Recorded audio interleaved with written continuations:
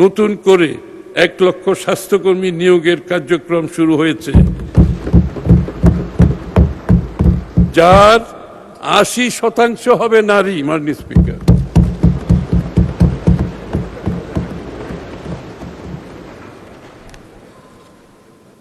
স্থানীয় বৈদেশিক চাহিদা পূরণের লক্ষ্যে শিক্ষিত বেকার যুবক যুবতীদের কর্মসংস্থান সৃষ্টির জন্য 4 মাস মেয়াদী জেনারেল কেয়ার গিভার প্রশিক্ষণ কার্যক্রম গ্রহণ করা হয়েছে। কেয়ার গিভারের একটা বিশাল বিশ্বজুড়ে মার্কেট আছে, বাংলাদেশেও আছে। সেই কাজটা আমরা দ্রুত পর্যায়ে সেদিকে আমরা এগিয়ে যাচ্ছি ইনশাআল্লাহ। সরকার চিকিৎসা সরঞ্জাম ও মেডিকেল ডিভাইস শিল্পকে একটি অগ্রাধিকারপ্রাপ্ত শিল্প খাত হিসাবে উন্নয়নের উদ্যোগ গ্রহণ করেছে।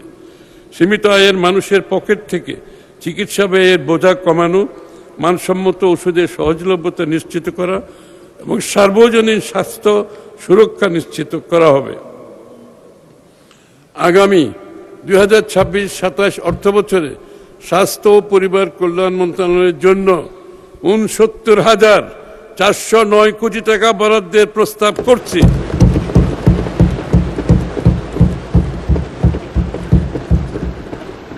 যা জিডিপির 1.10%।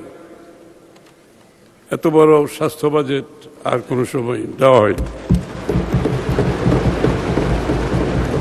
25-26 অর্থবছরের সংশোধিত বাজেটে এ বাবদ বরাদ্দ ছিল আরো কম, 35। কৃষি ও খাদ্য নিরাপত্তা। মাননীয় স্পিকার, আমাদের সরকারের অন্যতম প্রধান অঙ্গীকার হলো কৃষিকে জাতীয় সমৃদ্ধির প্রধান চালিকা শক্তিতে পরিণত করা। কৃষি খাতে মৌলিক যুগান্তর আনতে এবং প্রান্তিক জনগোষ্ঠীর দোরগোড়ায় 10টি সেবা পৌঁছে দিতে সরকার চলতি বছরের 1 বৈশাখ আনুষ্ঠানিকভাবে কৃষক কার্ড কর্মসূচি চালু করেছে।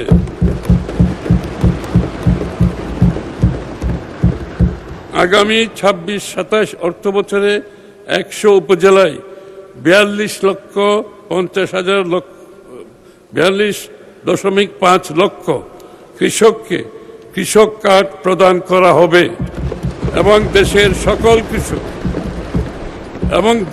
সকল কৃষককে পর্যায়ক্রমে কৃষক কার্ড প্রদান করার পরিকল্পনা রয়েছে।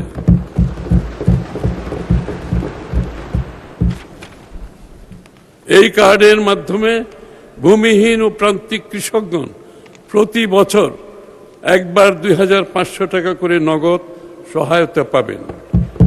আমি 2026-27 অর্থবছরে প্রাথমিকভাবে কৃষক কার্ড বাবদ 1,062,50,00,000 টাকা বরাদ্দের প্রস্তাব করছি।